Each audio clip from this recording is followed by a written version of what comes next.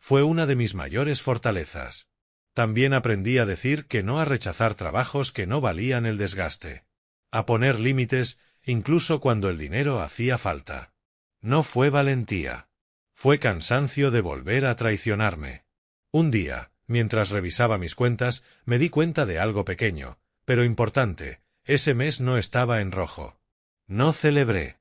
Solo respiré. El crecimiento real no hace ruido. No anuncia su llegada. Simplemente se queda.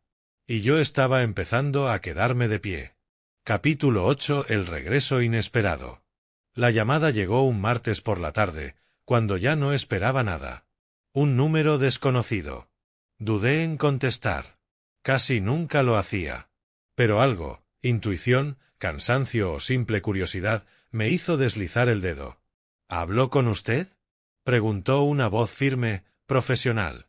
Asentí, aunque nadie podía verme. Le llamamos de una empresa interesada en su perfil.